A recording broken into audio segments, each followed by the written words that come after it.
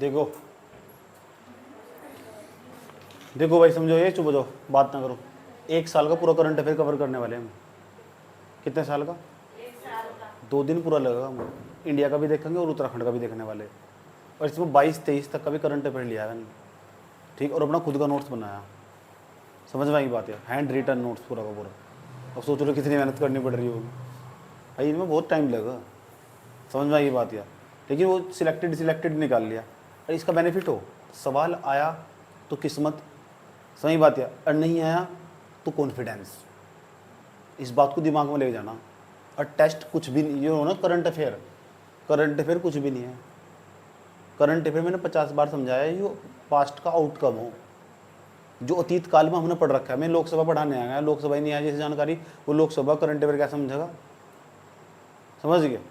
तो ये बस इसीलिए कहता हूँ पीछे के जो स्टैटिक्स पार्ट है ना, बड़ा मजबूत होना चाहिए। बच्चे 10 नंबर के करंट अफेयर के लिए ना अपनी ज़िंदगी ख़राब कर लो। वो सुबह से लेकर शाम तक करंट अफेयर बैठा रहेगा, बस करंट करवा दो। करंट पढ़ कर थोड़ा ही नंबर आओ। करंट कर पढ़ कर ना करंट ही लग जा भाई। किसी का भी ना था करंट पढ़ कर नंबर, बताओ कभी करंट पढ़ कर नंबर आवा? नहीं। Current affair cut off decide नहीं करता। 2-4 नंबर ऐसा उठा कर देगा, ऐसा उठा कर देगा, ऐसी तैसी कर देगा तुम्हारी। हाँ, जितना मैं पढ़ाऊँगा इतना पढ़ लो बस, सफिशेंट है। ऐसा भी क्यों कह रहा हूँ? क्योंकि मैं वही चीज़ सिलेक्ट उठा कर करी जो सबसे मेन होगी। यूट्यूब पर जाकर 2-4 किसी के वीडियो देख लो, और क्या करना करंट अफेयर का जो खास है बस। ये थोड़ा ही तुम साल भर पूरा का पूरा पढ़े जा रहे करंट अफेयर। भाई बकवास चीज़ है वो सब चीज़ें, ये कहने की बातें हो, ये पढ़ो वो पढ़ो, डेली का डेली पढ़ो, कुछ भी नहीं होता। पेपर निकालने वाला कभी का पेपर निकाल कर लेकर चला जा, ये पढ़ते ही रह जाएंगे, बुढ़े हो जाएंगे, अंदर खोद खोद कर पढ़ेंगे। समझ में आई बात है? तो इतना काम का नहीं है ना पेपर में, जितना काम का इतना करो ना। किसी पेपर में अनाप शनाप मतलब कुछ भी पढ़े जा रहे फालतू का, ये बकवास चीज़ों तो हमेशा बचना दूंगा। समझ में आएगी बात यार? ठीक, ये बहुत बड़ा मीथ है मार्केट के अंदर कि इतना करंट अफेयर पढ़ना पड़ेगा, ऐसा पढ़ना पड़ेगा। भाई कुछ भी नहीं पढ़ना पड़ेगा। पिछले साल का PY उठाओ, प्रीवियस ईयर क्वेश्चन पेपर, उसमें नु देखो जो पेपर में आ रखा ना वो किस लेवल का करंट अफेयर पूछा, तो उसी लेवल के क्वेश्चन के करंट अफेयर सारे जगह पढ़ो उसके। समझ में आई बात है? पीछे तो स्टैटिक्स पार्ट तैयार होना चाहिए। भाई मैं ज्ञानपीठ पुरस्कार पढ़ा रहा हूँ यहाँ, तुम ज्ञानपीठ पुरस्कार के बारे में तुम्हें नॉलेज ही नहीं है, तो स्टैटिक्स पार्ट कमजोर है ना तुम्हारा, तो कहीं का करंट अफेयर फिर तुम्हारा। समझ में आई बात है? तो बहुत जरूरी हो। लेकिन यहाँ में सब कुछ इंक्लूड करके चलूंगा, तो 2-3 क्लास तो देखो लूंगा मैं। PCS में काम आगा बढ़िया अच्छे तरीके से। PCS में तो काम आगा ही, जो पीछे 30 तारीख को पेपर है आबकारी का, उसमें भी बड़े काम का। समझ में बात है? ऑप्शन काटने में मदद कर कि यहाँ चीज़ हमने वहाँ पढ़ रखी। ये घटनाएं उत्तराखंड में हुई, तो पहले मैंने उत्तराखंड का करंट अफेयर उठाया 1 साल का। जो घटनाएं चर्चाओं में रही ना, जो घटनाएं महत्वपूर्ण चर्चाओं में रही, वो सारी की सारी मैं बोर्ड पर समझाने की कोशिश करूँगा क्या क्या हुआ। समझ? तुम शुरुआत करते पता कहाँ से? लोकसभा से ही, ठीक, क्योंकि 2024 में जो चुनाव हुआ, सबसे बड़ा काम हुआ चुनाव का, इससे बड़ा कुछ नहीं हुआ।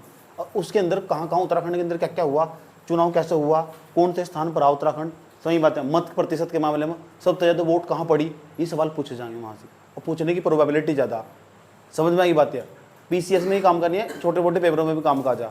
इसलिए मैंने जो सिलेक्टेड चीज़ उठा ली, और मैं जो पूरा का पूरा प्रिंटेड नोट्स ही पूरा का पूरा ग्रुप में भेज दूंगा। बच्चे इसका प्रिंट आउट निकलवा के पढ़ ले, क्यों फालतू का टाइम खराब करा? बस 2 साल के बच्चे होगा तुम, इसे लिखा जा रहे भर कर, टीचर कह रहा है चलो लिखो, मतलब कुछ भी यार अनाप शनाप सिंगल लाइनर वहाँ क्वेश्चन आगा। बाकी समझ लो ना भाई, समझ लो क्या कहना चाह रहा हो, बस कुछ दिमाग में भी रखो। जब पेपर में जाओगे तो खाली पेन ही तो लेके जाओगे, खाली पेपर में जाएंगे खाली पेन ही तो लेके जाएंगे, सब भाई सारी प्रैक्टिस करनी पड़े। उससे पीछे बहुत रणनीति काम कर कि तुम सोचो कि 2-3 दिन में तुमको कुछ पता लग जाएगा, ऐसा कुछ नहीं होने वाला भाई। पीछे जो मेंटरशिप काम कर बहुत अच्छे तरीके से। मेंटरशिप का क्या मतलब? वो पीछे गाइडेंस करने वाला चाहिए। समझ गए? ठीक, चलो अब देखो यहाँ हुआ क्या है पहले नंबर पर। तो यहाँ पहले नंबर की जो न्यूज़ है, मैंने न्यूज़ को बांट लिया। आज ही मैं लगभग 30 तक न्यूज़ कवर करूँगा, 30 न्यूज़ के आसपास में भी कवर कर दूंगा। कितनी? 30। हाँ, तो समझा के भी चलूँगा ना। बाकी सब तुम्हें पहले नंबर की जो न्यूज़ पता क्या है? पहले नंबर की न्यूज़ है उत्तराखंड में जो लोकसभा का चुनाव हुआ। हम बात उत्तराखंड की करेंगे, मैंने लिख रखा है ना उत्तराखंड का करंट अफेयर है। इंडिया का बाद में कवर करेंगे। मोस्ट इंपॉर्टेंट कोई पुस्तक चर्चाओं में रही होगी, कोई व्यक्तित्व प्रमुख चर्चाओं में रहा होगा, इंडेक्स हुई, रिपोर्ट हुए, करंट अफेयर में ये तो सब चीज़ें पूछे जाओ। खेल कूद वाला सिस्टम हुआ, वो बच्चों खोपड़ी में कभी भी नहीं घुसता। साहित्यिक वाला क्षेत्र हुआ, वो सारा का सारा कुछ नहीं है, लेकिन वो पढ़ो जो सिलेक्टेड है, सारा कभी भी नहीं याद कर सकते तुम भाई। समझ गए? ठीक। और समझ, मान लो तुम 10 सवाल है, 5 कर लिए, दैट्स एनफ यार, बस इतना ही करना। कट ऑफ पार करनी, क्या करना, मान लो तुम प्रीलिम्स देने जा रहे हो उत्तराखंड BCS का, तो मेन तो तुम्हें भाई कट ऑफ पार करनी है ना।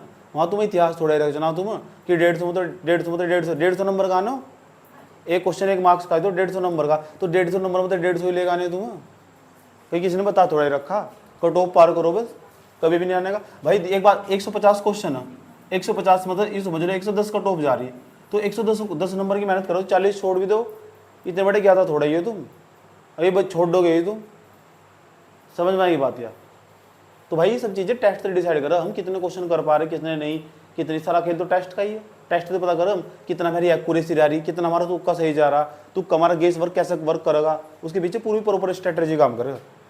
समझ में आई बात यार। लेकिन हाँ ये हेल्प करेगा, इसकी मैं गारंटी दे रहा हूँ। तुम देख कर पता चल जाओ, अच्छा ये घटना चर्चा मत ही, ये हो करंट अफेयर, देख ला जाओ क्या हो करंट अफेयर। भाई क्या हुआ, लोकसभा का चुनाव हुआ, इस बार जो लोकसभा चुनूक आई है, ये कौन से नंबर की लोकसभा, 18वें नंबर की लोकसभा है। कौन से, पहले न्यूज़ यही है हमारी, 18वें नंबर की लोकसभा आया। कौन से नंबर की, 18वें नंबर की। ये भी सवाल पूछा जा सकता, पिछली जो लोकसभा विघटित हुई थी ना, वह 17वें नंबर की लोकसभा थी। कौन से नंबर की लोकसभा थी। अब ना बताओ, जब लोकसभा का चुनाव हुआ तो लोकसभा का चुनाव उत्तराखंड में भी हुआ होगा, पहले ही चरण में चुनाव होगा था कि लोकसभा के इस बार जो चुनाव हुए ना, वे 7 चरण में चुनाव हुए पूरे देश में।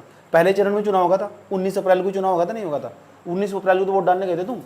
तो यहाँ लोकसभा के चुनाव में पूछा गया उत्तराखंड का मत प्रतिशत कितना था, ये पूछा जाएगा तुमसे कि जो लोकसभा का चुनाव हुआ उसमें उत्तराखंड का मत प्रतिशत कितना था। ये सवाल है पहला नंबर का, अगर ये पूछा जाए तो 52.57%, 52 याद रखना, 52.57% 57.22%, ऐसे क्रिटिकल परसेंटेज कभी कभी पूछ ले जा।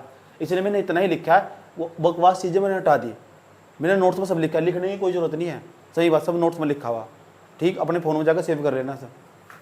उसके बाद यहाँ से, उसके बाद 57.22%, इसका मतलब पता क्या है, इसका मतलब अगर उत्तराखंड में 100 लोग है ना, और 100 लोगों की वोट केवल 57%, यानी 58 लोग ही वोट डालने गए, बाकी घर में बड़े सो रहे थे, आलसी, लोकतंत्र में विश्वास नहीं है, बेवकूफ सारे गधे। उत्तराखंड 33वें नंबर पाया। अगर सारे केंद्र शासित प्रदेशों को जोड़ लो और राज्यों को जोड़ लो 33वें नंबर पर, घट गया मत प्रतिशत यहाँ से। तो ये बहुत सैडनेस वाली बात है, अच्छी बात नहीं है लोकतंत्र के लिए। बात समझ में आई, ये समझना तुम, तो पता लग चुका उत्तराखंड का हाल चाल क्या है। जिस उत्तराखंड में तुम रह रहे, कल को तुम्हें प्रशासनिक अधिकारी बनाया जाएगा, भाई कुछ पता तो हो तुम। भाई तुम्हारे सामने 18वीं लोकसभा के चुनाव हुए, उत्तराखंड में क्या हाल चाल था, इंटरव्यू में नहीं पूछ सकता हो तुम। उत्तराखंड BCS निकाल कभी अगर चले गए तो, और छोटे छोटे पेपर में तो ऐसे ही पूछ लेगा, तो पूछेगा कौन से पूछो कौन से नंबर की लोकसभा थी, 18वें नंबर की। वहाँ तो वैसे ही काम का है, कितना मत प्रतिशत कितना रहा, 57.22%। और उत्तराखंड है ना 36 राज्यों में मिलाकर, 36 राज्य के सब में मिलाकर ना टोटल 36 में, तो उसका 33वां स्थान है। कितनी बुरी कंडीशन है बताओ, कौन सा 33वां, इसका 33वां नंबर आया था ना, 33 रैंक आई इसकी, बताओ कितनी बुरी बात है यार। इससे पहले यानी 32 राज्य ऐसे हैं जहां मत प्रतिशत उत्तराखंड तो बढ़िया रहा। उत्तराखंड के लोग निगम में हो गए सारे के सारे। उत्तराखंड के अंदर थोड़ा डेप्थ में जाओ, क्योंकि बात उत्तराखंड की चली रही ना स्पेशल, ठीक। तो आ जाओ, उत्तराखंड में जो चुनाव हुआ ना, चुनाव में जो 33वें नंबर पर है, लेकिन हिमालयी राज्यों में रख कम, हिमालयी राज्यों में रख, अगर 13 हिमालय राज्य तो उसमें 11वें स्थान पर है। 13 हिमालय राज्य है ना, हाँ तुम उसमें 10वें स्थान पर है। कितने, 9 राज्य ऐसे जो हिमालय के हमारे से बढ़िया काम करके लेके चले गए। ये कितनी बढ़िया बात है बताओ, कितनी बेकार बात है, उत्तराखंड वालों के लिए डूब मरने वाली बात है। लोकतंत्र में इनका विश्वास ही नहीं रहा। समझ गए नंबर, पहला नंबर को तो कौन सा 33वां स्थान, सही बात है। और हिमालय राज्य में कौन सा स्थान आया, 10वां, कौन सा स्थान आया, ये दोनों पूछे जा सके, देखना बात है। मैंने वही फैक्ट टच करा जो काम का बिल्कुल। अब ये पहली न्यूज़ हमारी समाप्त हुई, इसमें और कुछ नहीं है। अच्छा और सुन लो, ध्यान लगाकर समझना की बात है। लोकसभा का जो, अगर पूछे लोकसभा की जो सीट सबसे ज्यादा मत प्रतिशत कहाँ रहा लोकसभा की, उत्तराखंड में बताओ कितनी सीट है, 5 सीट, 5 सीट। और सबसे ज्यादा पूछे मत प्रतिशत कहाँ रहा, तो सबसे ज्यादा मत प्रतिशत रहा अजय टेमटा वाली सीट पर। पता कितना रहा उस पर, रहा सबसे कम रहा उस पर मत प्रतिशत, सबसे ज्यादा रहा उधम सिंह नगर में। देखो अगर नु पूछे सबसे ज्यादा मत प्रतिशत कहाँ रहा, लोकसभा की, लोकसभा नहीं है, कौन सी सभा, तो लोकसभा की कितनी सीट है, बता लोकसभा की कितनी सीट है, लोकसभा की कितनी सीट है, 5 सीट। तो 5 सीट मतलब ना, अगर पहले नंबर पर तुमसे पूछा जा कि इस बार जब चुनाव हुए हैं, पहले चरण में चुनाव हो गए थे, 19 अप्रैल को चुनाव होते, तो जब 19 अप्रैल को जब चुनाव होते तो ये बताओ जो 5 उत्तराखंड की 5 सीट बीजेपी ने जीत ली, भारतीय जनता पार्टी ने हैट्रिक मार रहे हैं, बार 3 लोकसभा में लगातार यही जीतते चले जा रहे। कांग्रेस को एक भी सीट नहीं मिली यहाँ से। अब जो मैं पूछा कि सबसे ज्यादा वोट कहाँ पड़ा, अगर तुमसे नहीं पूछा जाए, अब नहीं पूछा सबसे कम वोट कहाँ पड़ा, सबसे कम वोटिंग परसेंटेज कहाँ रहा, अगर सबसे कम मत प्रतिशत पूछे सबसे कम कहाँ रहा, तो आंसर है अल्मोड़ा।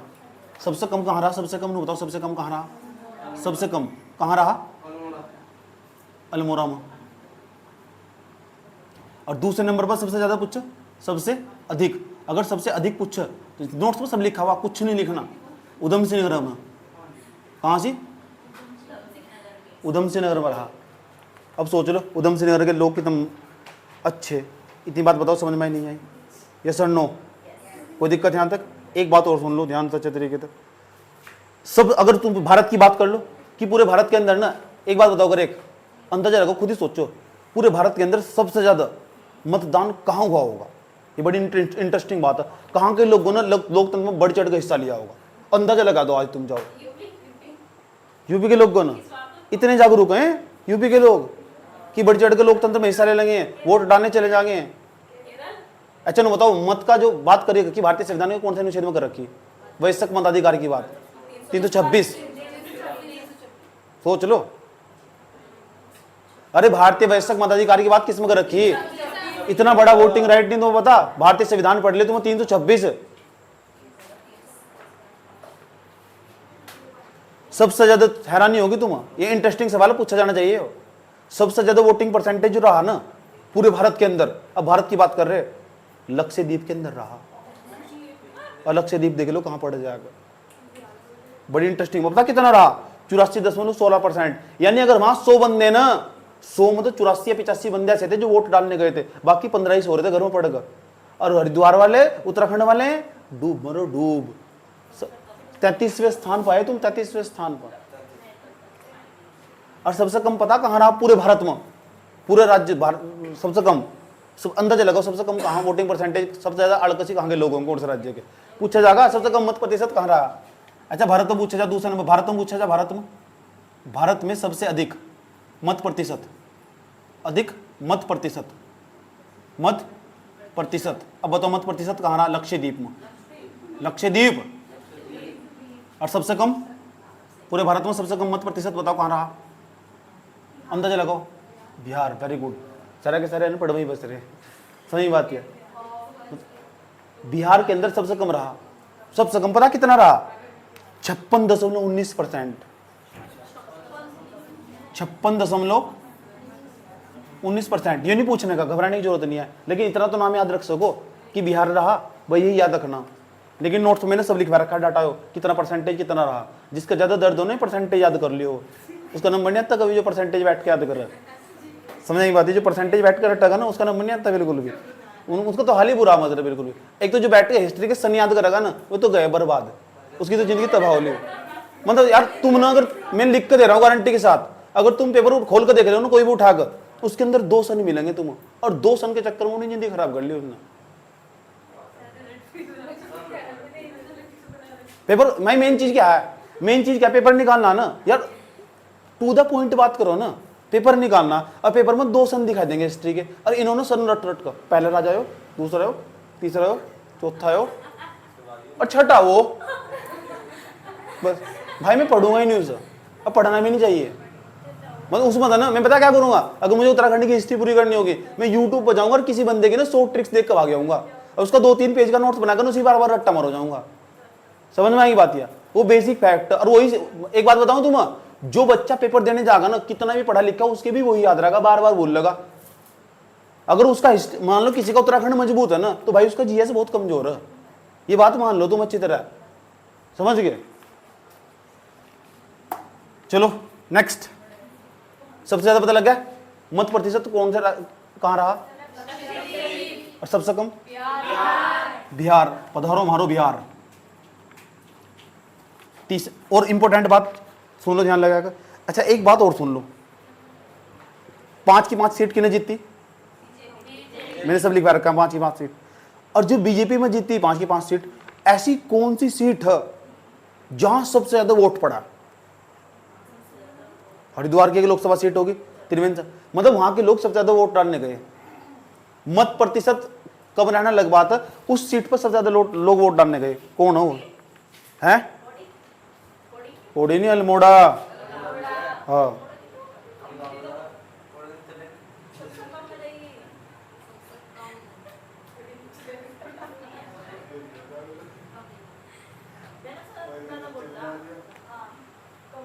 सबसे ज्यादा देखो वोट शेयर कहाँ मिला सबसे ज्यादा, मतलब कहाँ वोट पड़ा है। वोट शेयर अलग बात है, जीतना अलग बात है, और वोट शेयर पड़ना अलग बात है। वोट शेयर कहाँ बढ़ा है सबसे ज्यादा, तो वोट शेयर बढ़ा है पता कहाँ से, अल्मोड़ा के अंदर। मतलब लोग ठीक ठाक अच्छे मात्रा में वहाँ उस मतलब ज़्यादा वोट मिली। जो अजय टमटा था ना वहाँ उससे ज़्यादा वोट मिली, लेकिन भले ही वोट वहाँ लोग कम डालने गए हो, लेकिन अजय टमटा को वोट ज़्यादा मिली। तो आंसर लगाना अल्मोड़ा। क्या लगाना? उसके बाद एक बात और सुन लो, जो अजय टमटा ना ये 3 बार जीत चुके। कितनी बार? अल्मोड़ा की सीट था। इस बार ही ना केंद्र के अंदर एक पद दे दिया गया, ठीक, राज्य परिवहन मंत्री बनाया गया है ना। नितिन गडकरी है ना जो हमारे देश के जो राज्य परिवहन मंत्री है, पहले भी वही थे, इस बार उनकी बराबर बैठाया जाएगा ना। मैंने तुम्हें दिखाया था ना इनका बारे में। सही बात या कौन सी नंबर की लोकसभा है? 18वें नंबर की। तो उन्हें बताओ 18वें नंबर की लोकसभा में उत्तराखंड में क्या हल्ला पता लग चुका था।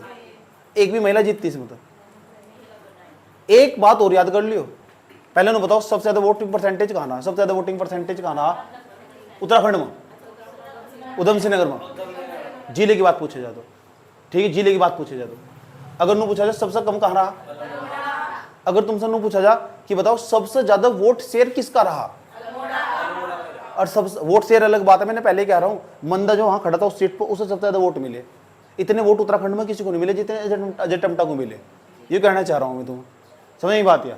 ठीक। उसके बाद दूसरे नंबर बताओ सबसे कम कहाँ, इसे छोड़ दो, सबसे कम नहीं, सबसे ज्यादा वाला याद रखोगे। उसके बाद अब पर्यावरण, एक अगली न्यूज आई, बस इतना ही, बस हो गया काम इसका। हाँ, और यार फालतू चक्कर में नहीं पड़े करते हैं। दूसरे नंबर पर न्यूज पा जाओ, दूसरे नंबर की न्यूज पा जाओ।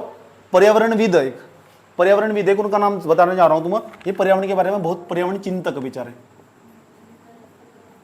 पर्यावरणविद जिस तरह सुंदरलाल बहुगुणा थे ना, इसी तरह है बिल्कुल। ये जिस तरह सुंदरलाल बहुगुणा थे बिल्कुल इसी की तर्ज पे हैं। ऐसे ही काम करा इन्होंने, बड़ा इंटरेस्टिंग काम कर दिया, बड़ी फेमस न्यूज़ है वो। मैं उसी न्यूज़ को टच कर रहा हूँ जिसका भविष्य में भी कोई काम है। मैं छोटी मोटी न्यूज़ को टच नहीं कर रहा हूँ। और वही थे उठा कर सवाल पूछा जिसमें कुछ खास बात होगी।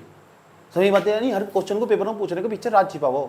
जो पेपर बना रहा है ना अंदर, जो पूरी कमेटी बनाई जा, उसका माइंड सेट अच्छी तरह समझ में आवा मुझे। उससे ज़्यादा मैंने पढ़ाई कर रखी है, समझ नहीं बात या?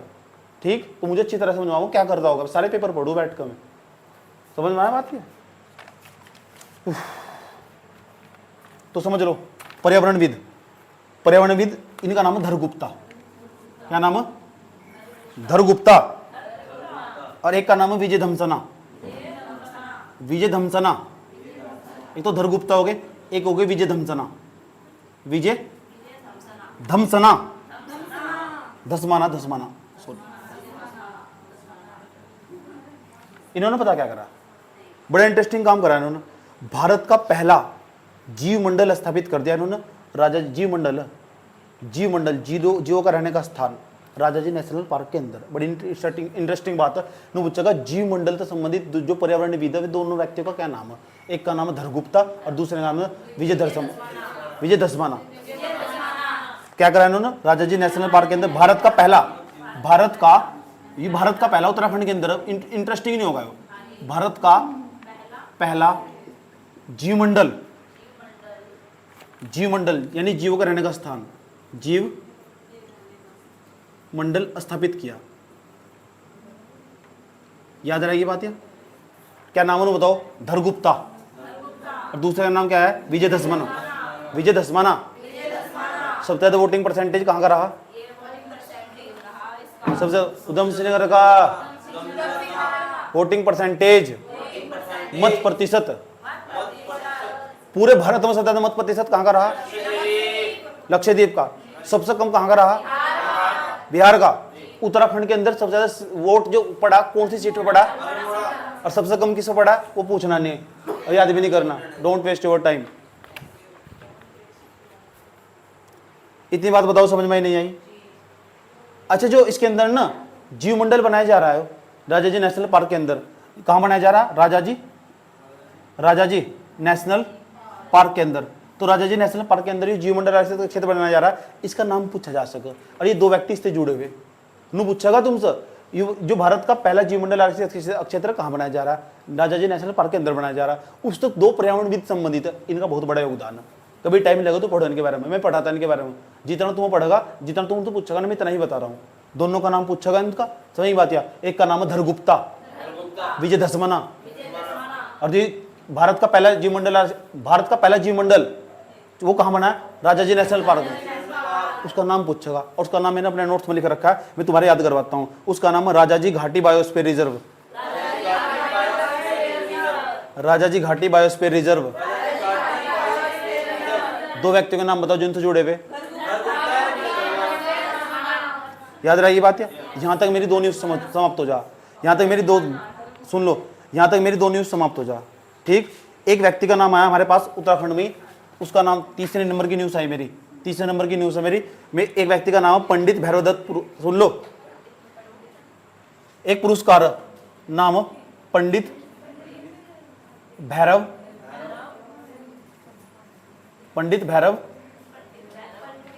दत्त पुरस्कार,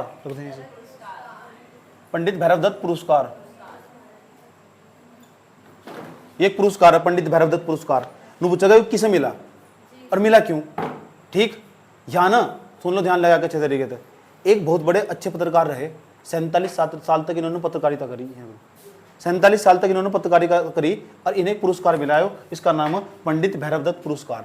अभी पंडित भैरव दत्त कौन थे, इनके बारे में जानना हो तो तुम जान सकते हो। जिसे पुरस्कार मिला उसका नाम पूछेगा पेपर में, ठीक। ये पूछेगा, उसका नाम है SP साहा, राजीव लोचन साहा भी कह सको, राजीव लोचन साहा, क्या नाम है, राजीव लोचन साहा। हाँ बस इस शॉर्ट नोट्स है ना, सुबह शाम उठ कर ना सर 2-3 बार अच्छी तरह देख लो सर, 2-3 बार अच्छी तरह देख लो तो करंट अफेयर में ना काफी दूसरों से आगे निकल जाओगे। हेलो, यस सर, एडमिशन पंडित भैरव दत्त पुरस्कार है जो, ये किसे मिला है, राजीव लोचन साहब। इसका फोटो देखोगे, अरे यार देख लो जाकर, क्या जा रहा है ना, अगर टाइम है ना देख लेना चाहिए, 5-7-10 दिन पड़े।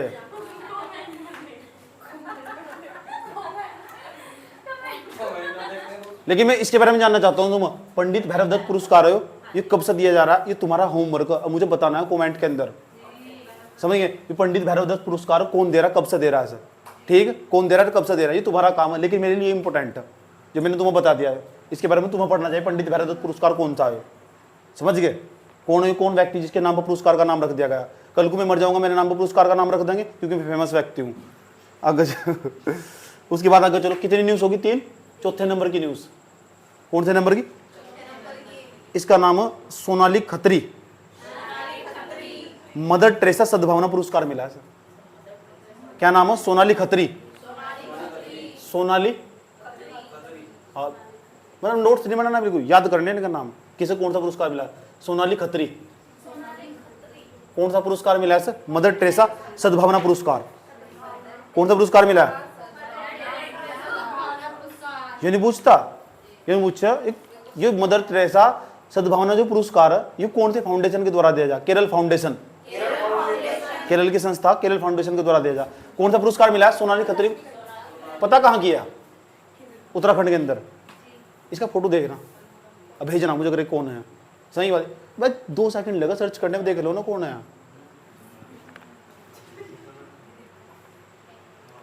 समझ गए।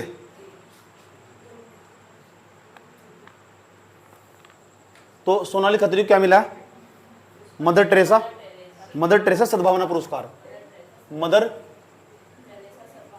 टेरेसा सद्भावना पुरस्कार, सद्भावना पुरस्कार, ठीक। मदर टेरेसा तो जानो ही, ठीक। अपना पूरा जीवन खपा देना ना भारत के लोगों के लिए, कि हाँ, केरल फाउंडेशन के द्वारा।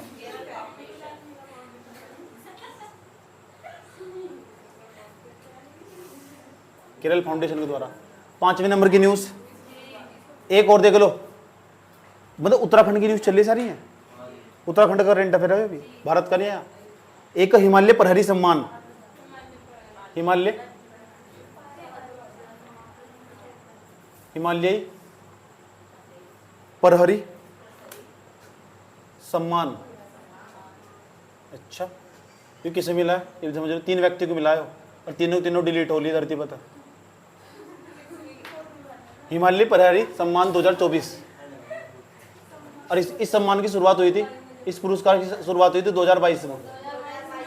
2022 में शुरुआत हुई थी, और तीनों का नाम बताने जा रहा हूँ तुम्हें। पहले का नाम है स्वर्गीय, स्वर्गीय का मतलब समझिए ना, स्वर्ग सिधार के। अच्छा हुआ क्या?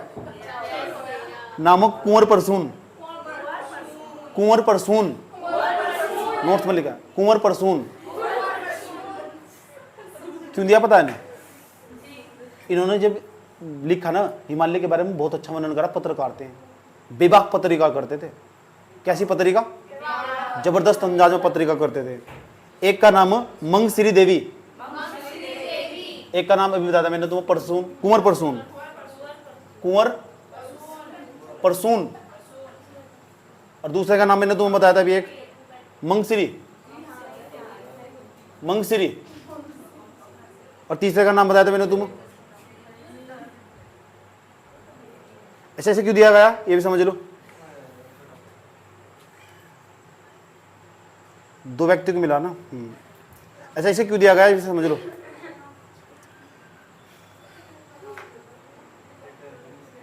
देख लो इसे क्यों मिला, क्योंकि मंगसिरी है ना जो, ये भी स्वर्ग सिधार की चिपको आंदोलन तो जुड़ी हुई थी। ठेकेदारों तो भी लड़ाई करी थी इसने, जो वहां पेड़ काटने आते थे। अब सोच लो, 1 महीने तक उन्होंने पेड़ नहीं काटने दिए थे इसने।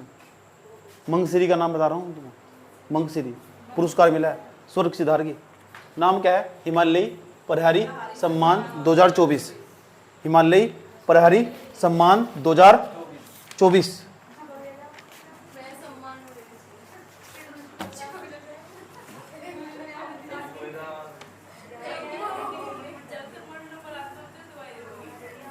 हर साल दिया जाओ,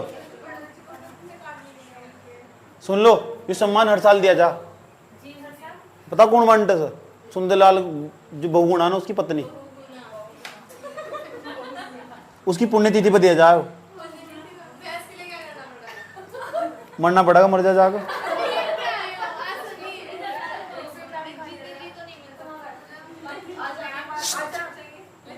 पहले ही बताओ, यहां तक समझ में आई नहीं आई? ये चिपको आंदोलन से जुड़ी हुई थी, ये पत्रकारिता से जुड़ा हुआ था। हिमालय की आवाज उठाते थे, मतलब अपनी जैव विविधता को बचाते थे, पर्यावरण को बचाते थे। ठीक, आगे चलते हैं हम। 6ठे नंबर की न्यूज, 5वें नंबर की न्यूज क्या होगी? 6ठे नंबर की न्यूज, 6ठे नंबर की जो न्यूज है ना, या रोस्किन बॉन्ड का नाम सुना है तुम? रोस्किन बॉन्ड कहाँ का रहने वाला था? देहरादून। रोस्किन बॉन्ड, इनकी बेचारों की हालत बिगड़ रही थी, हालत बिगड़ रही थी। तो पिछले साल तो पुरस्कार मिला नहीं ना, इनकी हालत बिगड़ रही थी, पिछले साल तो पुरस्कार मिला नहीं, इस साल पुरस्कार के लिए बुला लिया गया है ना। और जो पुरस्कार मिला ना, उसका नाम बता रहा हूँ, नाम है उसका साहित्यिक अकादमी फेलोशिप सम्मान। क्या नाम है? इन हल्के में मत लेना रस्किन बॉन्ड को। इन्होंने बड़े बड़े नाटक लिखे, बड़ी बड़ी फिल्म लिखी है, बहुत सारी पिक्चर बना चुकी। 7 खून माफ का नाम सुना है? 7 खून माफ, 7 खून माफ है ना जो मूवी है, वह इन्होंने लिखी है, उसी के लेखक हैं। बड़ी बड़ी पिक्चरों में काम कर रखा है ना, तो रस्किन बॉन्ड को हल्के में लिया जा सकता, इनका योगदान है उसमें, याद रखिए बात यह। इन्हें जो पुरस्कार मिला उसका नाम समझ लो क्या है? ये पूछा जाएगा, साहित्यिक अकादमी फेलोशिप सम्मान, साहित्यिक अकादमी फेलोशिप सम्मान किसे मिला? रोस्किन बॉन्ड को। याद रहेगी बात ये तो यहां तक समझ में आ चुका तुम्हारी। अब हमारे उत्तराखंड के बजट पर जो सबसे मेन चीज है, ये आ जाओ, यहाँ जाओ, ये सबसे मेन चीज, ठीक है, जहाँ सब बच्चा मार खा रहा है आज, बहुत गौर तो समझना, गारंटी से सवाल आगा 100%। और तुम भी जितना तुमने इकोनॉमिक्स पढ़ रखा है ना, सारा धरा सही हो जाएगा। अभी देख लो, इसे हटा दो यहाँ तक, ठीक। उसके बाद इसका तो नोट पता लग चुका होगा, अभी मैं पूछ रहा हूँ, देखो तुम मार खाओगे। हिमालय जो प्रहरी सम्मान हो किसे मिला? एक और नाम था, मंगसिरी। मदर टेरेसा सद्भावना पुरस्कार किसे मिला? सोनाली खान। उसके अभी साहित्यिक अकादमी पुरस्कार किसे मिला? 7 खून माप उनकी पिक्चर थी, याद रहेगी बात है। ठीक, हाँ मतलब 2-3 बार देख लो ना, जाते जाते भी से नोट को, जाते जाते पेपर में घुसने से पहले हमने, यार एक बहुत बड़ा मीत है, पता क्या क्या था? 10 दिन पहले ना पढ़ाई छोड़ देनी चाहिए। 2 दिन पहले कौन पढ़ा जो पूरे साल भर नहीं पढ़ा? भाई इतना बड़ा पेपर देने जा रहे होगा भाई, आधे घंटे भी बैठ कभी ना वहाँ पढ़ा जा, आधे घंटे बैठ कर। और ये फैक्चुअल पेपर है, और फैक्चुअल पेपर में ना जब तक पेपर में अंदर एक कदम अंदर नहीं रखता तब तक भी कॉपी पर नजर रहनी चाहिए, समझ गए? वहाँ डायरेक्ट सवाल आ जा, कई बार हो बच्चों के साथ ऐसा, मतलब तुम देख रहे थे 100 क्वेश्चन सारे आने, 100-150 क्वेश्चन जो भी तुम पेपर देने जाते हो, समझ गए? आगे चलो, 6ठे नंबर की जो न्यूज़ है ना हमारी, सुन लो। 6ठे नंबर की जो न्यूज़ है वह सबसे ज़्यादा सवाल यहीं से टपका जाकर। पहली बात है, उत्तराखंड का जो बजट है ना 24-25 का, 24-25 का बजट पेश हो चुका। उत्तराखंड बजट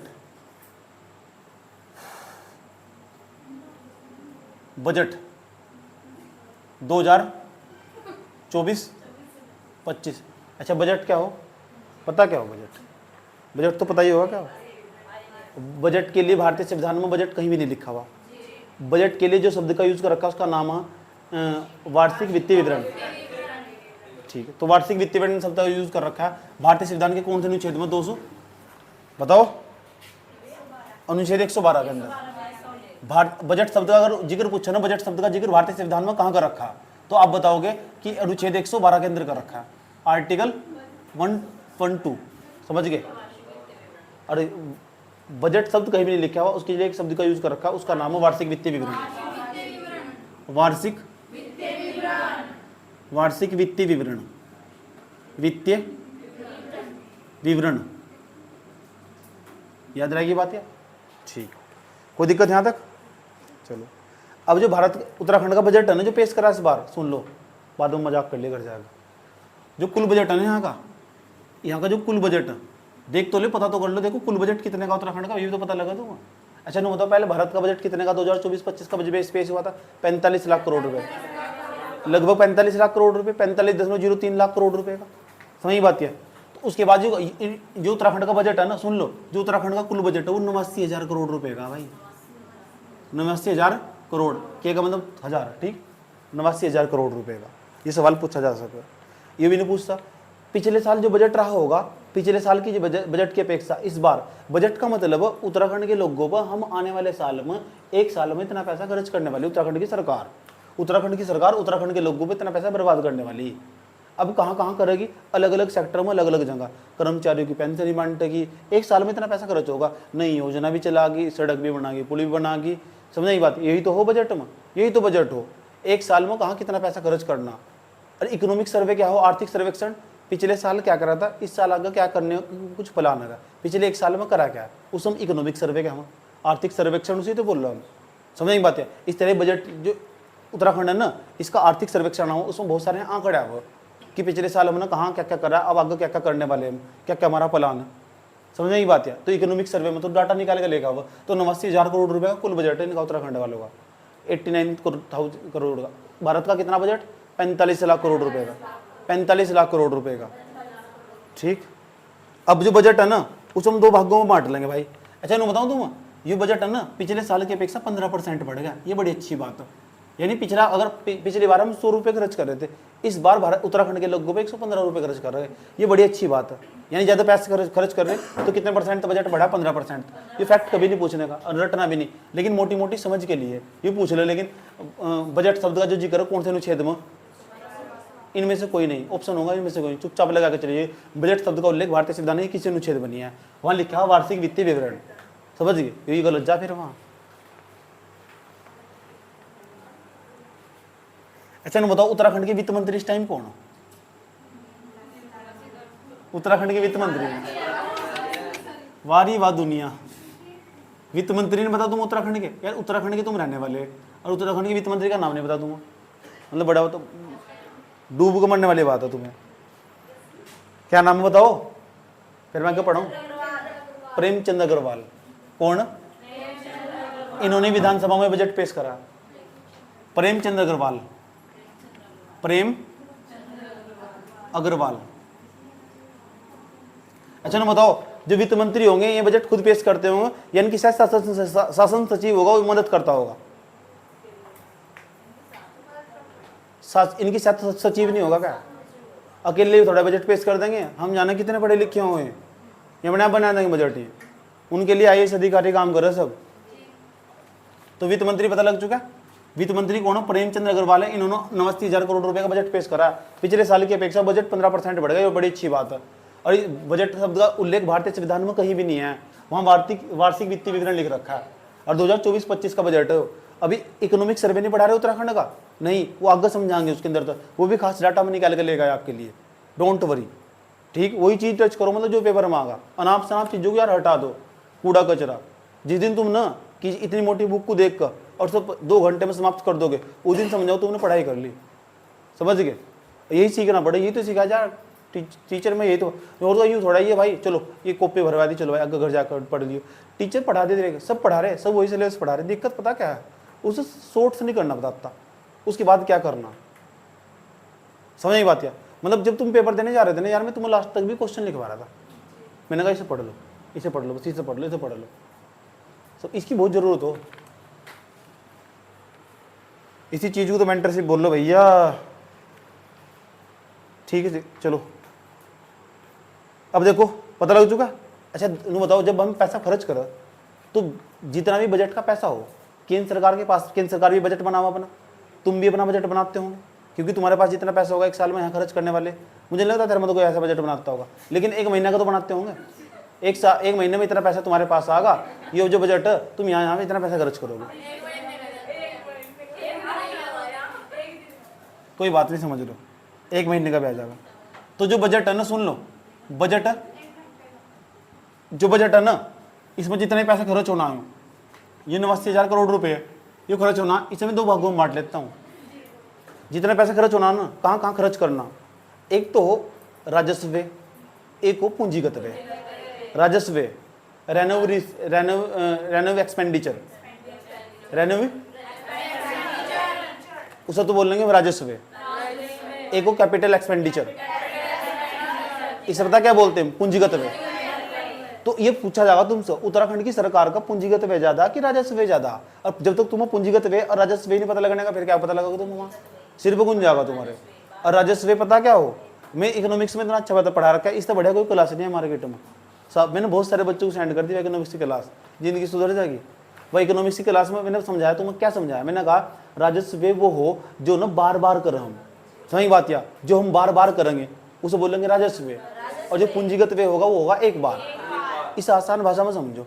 सही बात? या पूंजीगत व्यय हुए हो जहां आप पैसा लगाने के बाद पैसा कमा सको, और राजस्व व्यय हो जहां पैसा लगाने के बावजूद आप पैसा कम ही ना कमा सको।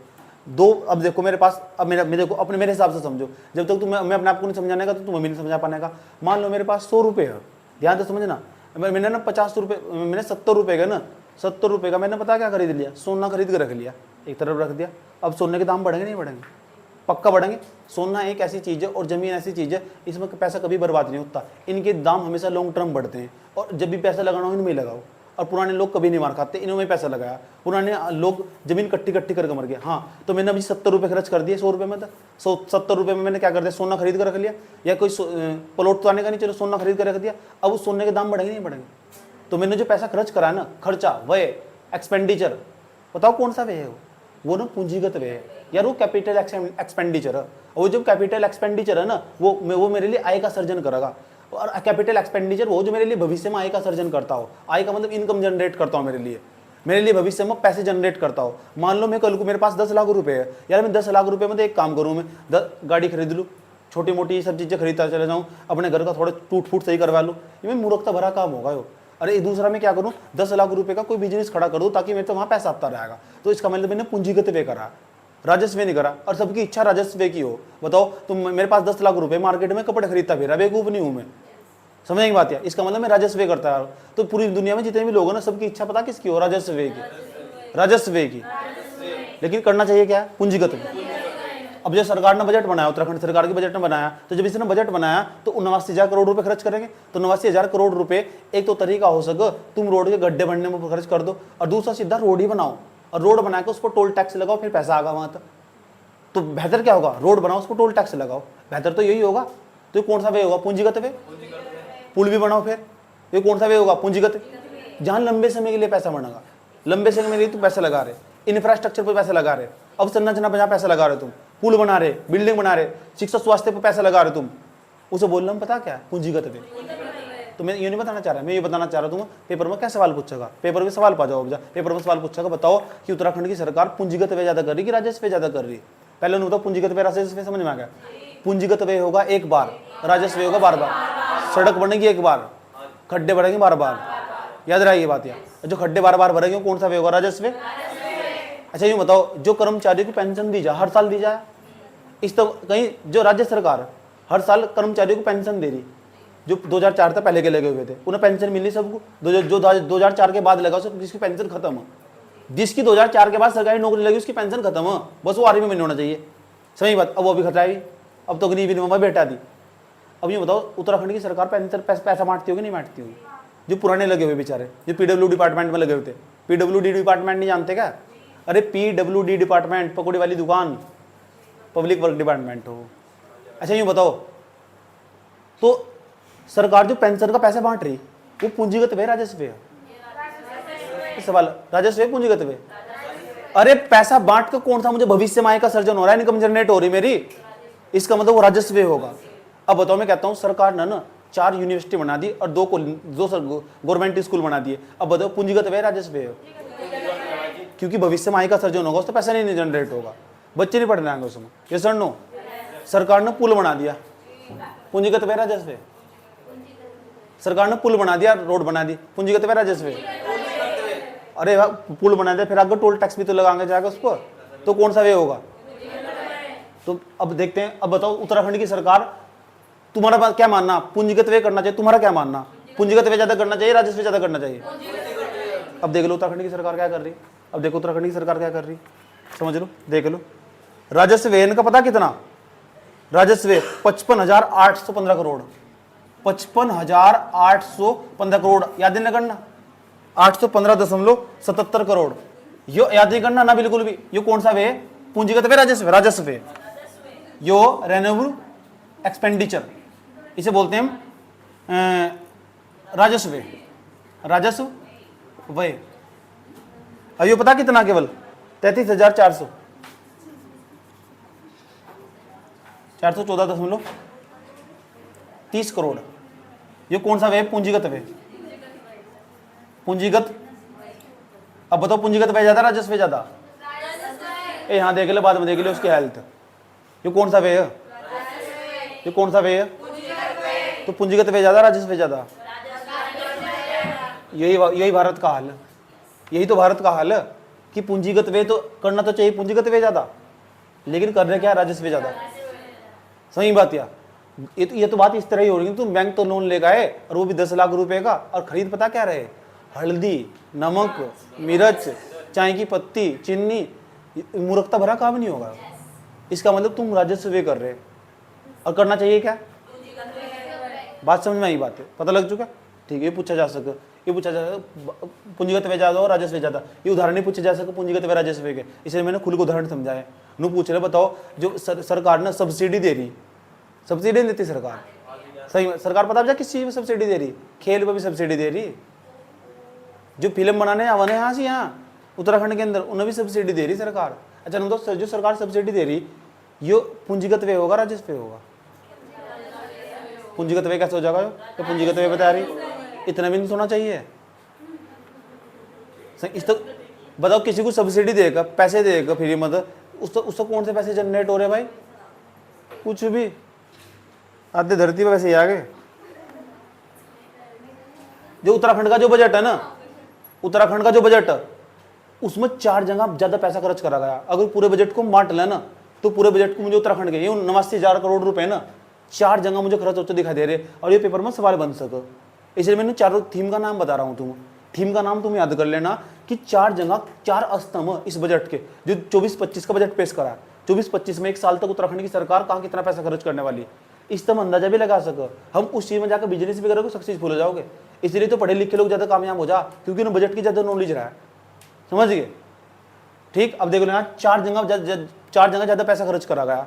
अब चारों में तो मैं तुम नाम बता रहा हूँ। पहले नंबर पर गरीबों का कल्याण, ये पहला थीम है इसका कि ज्यादा पैसा खर्च करा। गरीबों का कल्याण पूछा जा सको तुमसे, कहाँ कहाँ ज्यादा पैसा खर्च करे। दूसरे नंबर पर 4 स्तंभ पूरे बजट के, युवा शक्ति सशक्तिकरण, युवा सशक्तिकरण, कृषि पहल और महिला सशक्तिकरण। ठीक, एक कृषि पहल भी है, महिला सशक्तिकरण होगी, एक कृषि पहल होगी, तो कितने पॉइंट हो गए 4। अब बताओ उत्तराखंड की सरकार कितनी जगह पैसा खर्च कर रही है। एक तो होगी हमारा, पता क्या होगा, एक तो होगा हमारे नारी शक्ति के लिए होगा, एक युवाओं के लिए होगा, एक होगा हमारा गरीबों के लिए होगा। ठीक, एक होगा कृषि पहल और महिला सशक्तिकरण, कृषि पहल और महिला सशक्तिकरण। तो कितने स्तंभों पैसा खर्च करा जा रहा है, 4 बताए मैंने, दोबारा फिर बता दो एक बार। 4 का क्या नाम है। गरीबों कल्याण के लिए एक महिला सशक्तिकरण, एक कृषि, एक युवाओं का सशक्तिकरण, युवाओं का सशक्तिकरण। पता लग गया। अब बताओ उत्तराखंड का जो बजट पेश करा गया 2024-25 का, वो कितने स्तंभ पर आधारित है, याद रहेगी बात ये। और चारों तुम पेपर मांगो, वहाँ ऑप्शन में आराम से पहचान लोगे, समझ में आएगी बात ये। अब थोड़ा सा हम आगे चलते हैं, आर्थिक सर्वेक्षण की बात करते हैं। बड़ी इंपॉर्टेंट बात है, बहुत गौर से समझना। अब आर्थिक सर्वेक्षण आएगा उत्तराखंड का, क्योंकि यहाँ तो बहुत डाटा बना। अब आर्थिक सर्वेक्षण, इसे आर्थिक समीक्षा भी कह दो, इकोनॉमिक सर्वे भी कह दो। अब जो इकोनॉमिक सर्वे ना, ठीक, अब समझ लो उत्तराखंड की विकास दर कितनी रही। ऐसे यूँ बताओ, विकास दर का मतलब क्या हो, आर्थिक समृद्धि कह दो या जीडीपी कह दो। उत्तराखंड का जो जीडीपी है वो कितना बढ़ा पिछले साल की अपेक्षा। उत्तराखंड पहले 100 रुपये कमा रहा था, इस बार 107 रुपये कमा रहा है। अगर मैंने कहा तो बताओ कितने परसेंट तक बढ़ेगा, 7% तक बढ़ेगा, समझ की बात है। तो ऐसे छोटे छोटे आंकड़े भी कई बार पेपर में पूछे गए हैं, तो बच्चा ने छोड़ता पाया जा। मैंने वो छोड़ कर नहीं चलना बिल्कुल भी। उत्तराखंड पहले 100 रुपये मानना था, किसी भी चीज़ को समझना ना तो बहुत छोटे छोटे तरीके से करके समझो, समझ की बात है। बच्चे तो आधे बहुत खूब खावे इकोनॉमिक्स तक। मैंने कहा भाई तुमने जिस दिन मेरे इकोनॉमिक्स पढ़ ली तुम्हारी भूख ही भाग जाएगी। नू कह रहे उत्तराखंड का जो वो ना, उत्तराखंड ऐसा ही का फाउंडेशन बैच स्टार्ट कर दो। मैंने कहा अभी तो भाई टाइम ही नहीं है, सही बात है, और टाइम लगाएंगे तो फिर जरूर करेंगे। उत्तराखंड ऐसा ही का कह रहे हैं, यूके ऐसा ही का, जीएस का, ठीक, तो देखेंगे टाइम लगेगा तो, अभी तो कोई चांस नहीं है मेरा, समझ में आया बात है। अब देख लो, अभी तो यूट्यूब पे पढ़ाऊंगा बस फ्री पे, समझने की बात है। जीएस 1 तारीख, 7-8 दिन में हिस्ट्री, 7-8 दिन में पॉलिटी, 7-8 दिन में ज्योग्राफी, खेल खत्म फालतू का यार, और 7-8 दिन में इकोनॉमिक्स। इससे तुम्हारा बढ़िया रिवीजन है, बड़ा टॉप का। मतलब जिस भी पेपर में बैठोगे ना खल्लास, बताओ, मतलब मार्केट में जितने पेपर आ गए ना सारे वैसे उड़ा दोगे तुम, ठीक है नहीं। मतलब उसकी समरी कर लेंगे नहीं, तुम्हारा नोट तो पूरा का पूरा खास कंटेंट निकाल लेंगे इसमें, तो इसीलिए तो रिवीजन करवा रहा था। मेरा मकसद था कि बताओ टेस्ट वेस्ट बनाना, मैंने कहा था तुम, वो तो मैंने धोखे तो किसी की नज़र पड़ गई, उन्हें अच्छा लगा कंटेंट, कहने लगे बना दो, मैंने भी दे दिया टेस्ट। नहीं तो मेरी तो इच्छा भी नहीं आती, समझ नहीं बात है। मैं तो अपने ही काम में मस्त था, मेंस तो फुर्सत मिले तो मेंस का पता कितना चलेगा, अभी रिजल्ट आने वाला हो रहा है उसका। चलो आगे बात करते चलो। अब 2022 में ना, 2022-23 में जो बजट था, ठीक, और वो ना 7.8% तक बढ़ा है। इसका मतलब उत्तराखंड पिछले साल 100 रुपये कमा रहा था ना, इस बार ना 107.8 रुपये कमा रहा, तो कितने तो बढ़ गया, 7.8% का। ये पता क्या है, आर्थिक समृद्धि दर। आर्थिक समृद्धि दर कह दो या जीडीपी वृद्धि दर कह दो। जीडीपी का मतलब क्या हो, ग्रोस डोमेस्टिक प्रोडक्ट, सकल घरेलू उत्पाद। जीडीपी कह दो या राष्ट्रीय आय कह दो। राष्ट्रीय आय कोई अलग चीज नहीं है, नेशनल इनकम राष्ट्रीय आय कह दो, जीडीपी कह दो, सकल घरेलू उत्पाद कह दो, या व्यय कह दो, कितना पैसा खर्च करने वाले। उत्पादन, आय और व्यय एक ही सिक्के के 3 पहलू हो, समझ गए। उत्तराखंड ने कितना पैसा कमाया, जितना कमाया खर्च करना चाह रहे, उत्पादन, आय और व्यय अलग चीज नहीं है बिल्कुल भी। 100 हो गए, 107 रुपये का 7%। ये यहाँ पता क्या है, ये हमारा ये क्या है, जीडीपी रेट है। जीडीपी इतने तो बढ़ रहा है, इस परसेंटेज से बढ़ रहा है, समझ गए। ये बड़ी अच्छी बात है, ये पूछा जा सके। लेकिन अब जो मैं आंकड़े देने वाला तुम्हें, वे बड़े दिलचस्प और तुम ना बड़े काम के, तुम्हारे लिए इंटरव्यू में भी काम किया जाएंगे। तो जिस एरिया में तुम रहने वाले तो बहुत गौर समझना उत्तराखंड का जो आंकड़ा, और पेपर में तो बड़ा काम का है ही, ठीक। वनडे वाले में बहुत भर भर के पूछा, बच्चे तुमने पूछ रखा है वनडे वाला एग्जाम हुआ, बताओ भाई द्वितीय का क्षेत्र में क्या आएगा, उनकी हवा टाइम नहीं फीस। बताओ भाई तृतीय का क्षेत्र में क्या आएगा, बस में उनकी हवा साफ। उन्होंने नहीं पता प्राथमिक क्षेत्र में कौन कौन सी चीज आ गई, उनकी हवा साफ, सारा लिख कर लेकर हूँ।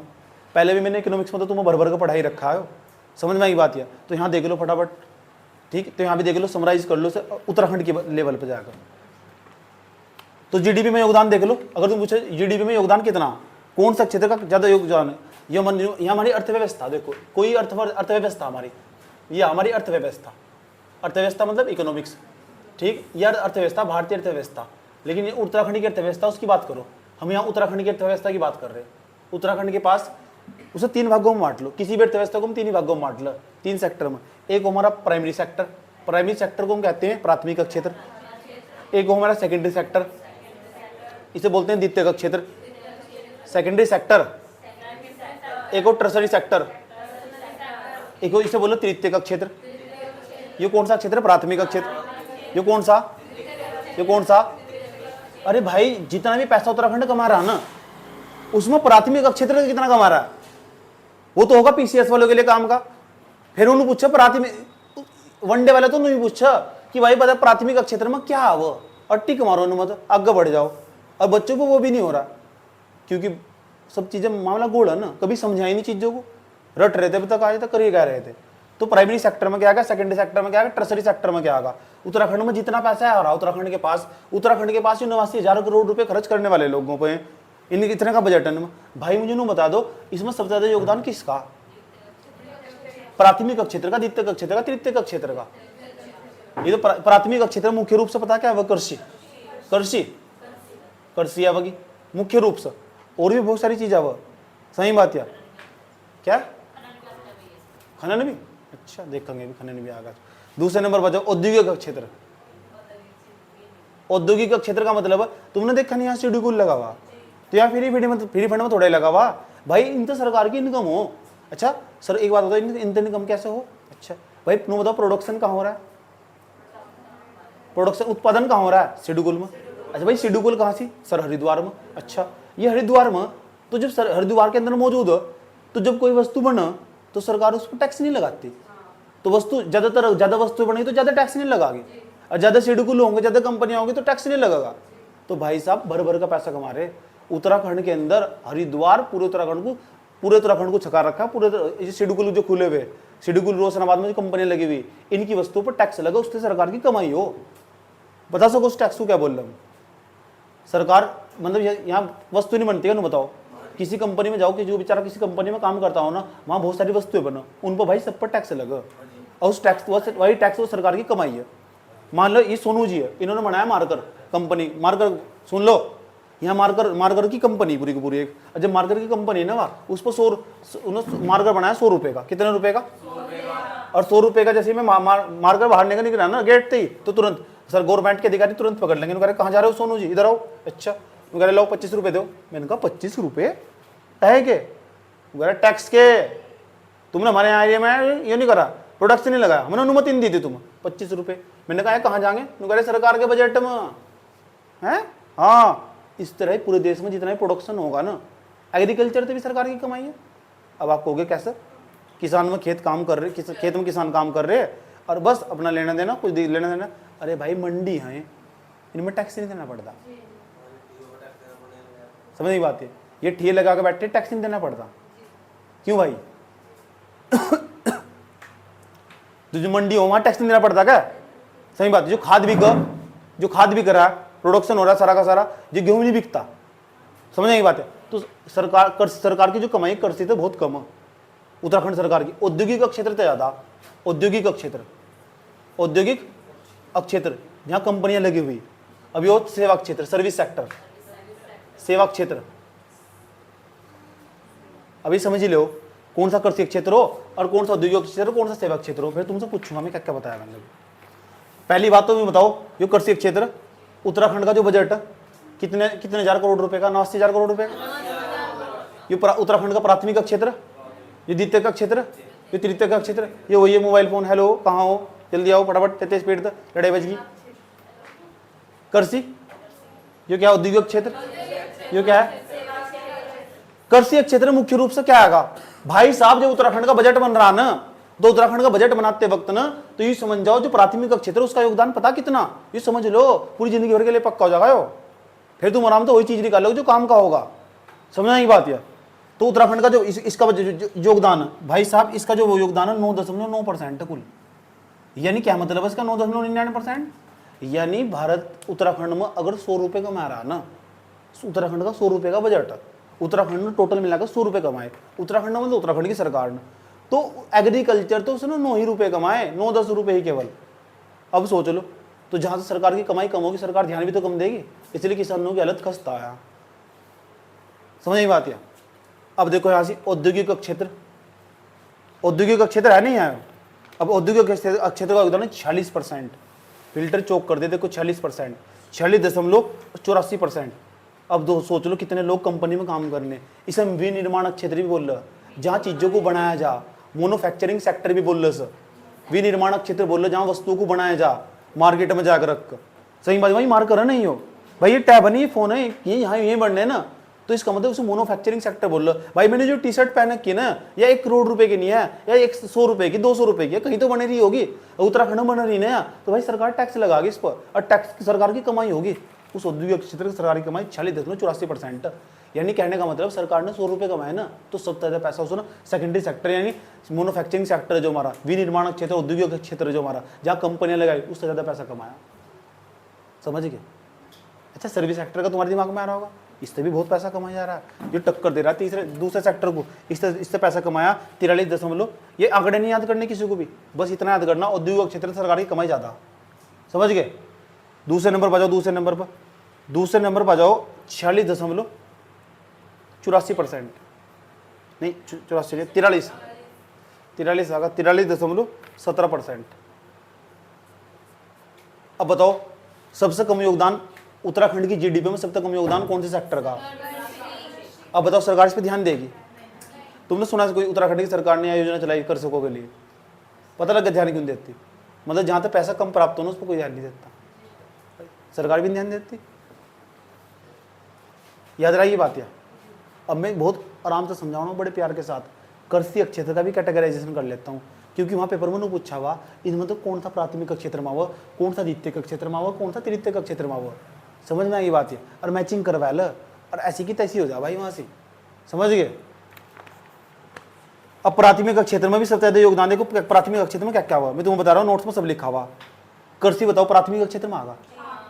प्राथमिक क्षेत्र किसे क्या हुआ? जहां तक कच्चा माल प्राप्त होगा उस हम प्राथमिक क्षेत्र क्या हुआ। सही बात, जहां तक कच्चा माल रॉ मटेरियल प्राप्त होगा, जहां तक कच्चा माल प्राप्त होगा उस प्राथमिक क्षेत्र क्या। कृषि तो देखो, पशुपालन सबसे ज्यादा। अगर हम पूछा ना कृषि क्षेत्र में जिस सारा पैसा आ रहा कृषि क्षेत्र में, कृषि क्षेत्र कितने पैसे कमाए? 10 मान लो सर।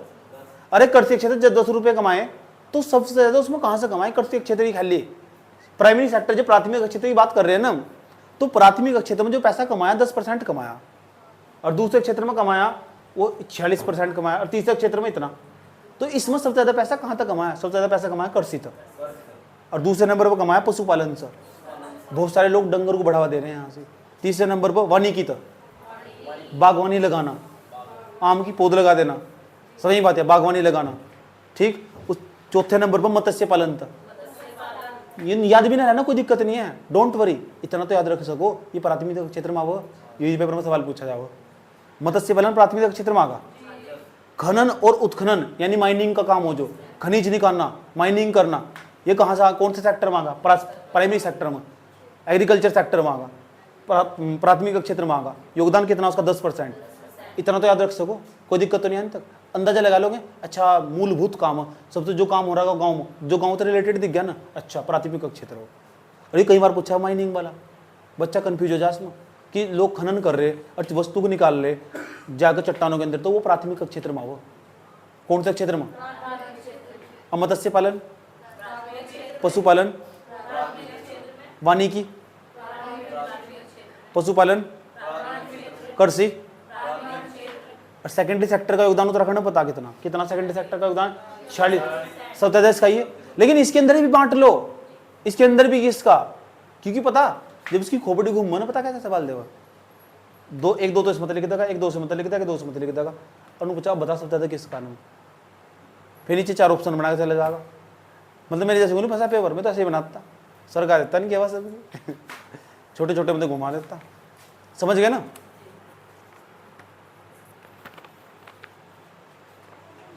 द्वितीय क्षेत्र में देखो क्या हुआ, द्वितीय क्षेत्र में पहले नंबर पर विनिर्माण क्षेत्र, मैन्युफैक्चरिंग सेक्टर, जहाँ चीज़ों को बनाया जाना, जैसे जूते कहाँ बनाए गए, कंपनी में बनाए गए, तो उसको मैन्युफैक्चरिंग सेक्टर बोल लो। वहाँ बहुत ज़्यादा ना, ज़्यादा मात्रा में जो लेबर है उसकी ज़रूरत हो, वहाँ से बहुत सारे लोग काम कर रहे हैं, बहुत सारे लोगों को रोजगार भी दे। ये सेकेंडरी सेक्टर बहुत बड़ी चीज़ है, ये बहुत सारे लोगों को रोजगार दे, बहुत सारे लोगों को, ये बहुत ज़रूरी है। अगर ये किसी क्षेत्र में लग जाना, उस क्षेत्र की बल्ले बल्ले हो जा। सीडी कुल लगने तो हमारे यहाँ बहुत फ़ायदा हुआ भाई, सही बात है, हरिद्वार में। अब बताओ, आ जाओ कंस्ट्रक्शंस का काम। अब बताओ कंस्ट्रक्शंस क्या हो, तो मैन्युफैक्चरिंग सेक्टर हो। कंस्ट्रक्शंस क्या हो, जैसे पुल बनाया जा रहा है, सही बात है, सड़क बनाई जा रही, कंस्ट्रक्शन से तो चल रहा है एक प्रकार का, बिल्डिंग बनाई जा रही, सरकारी भवन बनाए जा रहे, तो क्या है कंस्ट्रक्शंस। ठीक, अच्छा मतलब बिजली और गैस, ये कौन से क्षेत्र मांगे, प्राथमिक द्वितीयक में? बिजली और गैस द्वितीयक का क्षेत्र मांगे, याद रखना, कई बार पूछा गया है। बिजली और गैस कौन से क्षेत्र मांगे, द्वितीयक का क्षेत्र, कौन से वो? अब आ जाओ तृतीयक का क्षेत्र। तृतीयक क्षेत्र को हम सेवा क्षेत्र बोल रहे, सर्विस सेक्टर, और ये दिखाई नहीं देता बिल्कुल भी। सर सेवा का मतलब क्या हो, सेवा जो दिखाई ना दे। तुमने मोबाइल फोन रिचार्ज करवाया, कहाँ को आया रिचार्ज, दिखाई दिया? नहीं दिखाई देना, सर्विस सेक्टर, सही बात है। रिचार्ज डलवाते तो नेट चलेगा, नहीं चलेगा, सेवा क्षेत्र हो, क्या हो? तो सेवा कभी दिखाई नहीं देती। मैं तुम्हारी सेवा कर रहा हूँ पढ़ाते वक्त, दिखाई देगी या नहीं? दिखाई देने की बिल्कुल भी। तुम कामयाब हो जाओगे, कहोगे मैं बन गया एसडीएम, मैं बन गया फलाना, मैं बन गया डिम का, मैं बन गया दौरोगा, मैं बन गया वीडियो, मैं बन गया डिम का, कुछ बन जाओगे, लेकिन जो मेरा योगदान हो वो भूल जाओगे, भूल ही जाओगे, तो सेवा दिखाई नहीं देती ना, सेवा दिखाई नहीं देती। तो ये भी एक प्रकार की सेवा ही। ये नहीं पूछता सवाल, पूछा ये बताओ जो तृतीय का क्षेत्र है हमारा, तृतीय का क्षेत्र में क्या क्या, नोट्स में सब लिखा हो, डोंट वरी, ठीक। तो तृतीय का क्षेत्र में आगा, परिवहन आगा, परिवहन भंडार, व्यापार आगा, परिवहन भी आगा। परिवहन का मतलब क्या हो, जो ट्रांसपोर्ट चल रहा है पूरा का पूरा, जो गाड़ी चलाई जा रही, बसें चलाई जा रही। हरिद्वार से देहरादून जाना, तुम बस में बैठ कर जाओगे, नहीं जाओगे? जब बस में बैठ कर जाओगे तो वहाँ पैसे नहीं लेता हो, वो पैसे तो सरकार की तो कमाई हो रही। तो कौन से क्षेत्र में आ रहा हो, तीसरे क्षेत्र में। तो जो ट्रांसपोर्ट हो, परिवहन हो, ये कौन से क्षेत्र में हो? अभी पूछूंगा मैं कौन से क्षेत्र में हो, और रैंडमली पूछूंगा बीच में, तो उठा। बिजली और गैस कौन से क्षेत्र में हो? अच्छा, व्यापार और जो होटल है ना, व्यापार होटल रेस्टोरेंट, या वो हमारे तृतीय का क्षेत्र में सेवन देते का मैं। उसके बाद रियल एस्टेट का नाम सुना तुमने, बड़ी बड़ी बिल्डिंग बना खड़ी कर देना और तुम फिर बेचना। बिल्डर देखते नहीं क्या, बड़ी बड़ी कॉलोनी बना खड़ी कर दो। वेदांता ग्रुप नाम सुना? चलो रहने दो, इतने पढ़े लिखे आ तुम, ठीक। रियल एस्टेट का नाम नहीं सुना का तुमने? रियल एस्टेट क्या बोल रहे हो हिंदी में सर? रियल एस्टेट यार ये वास्तविक क्या?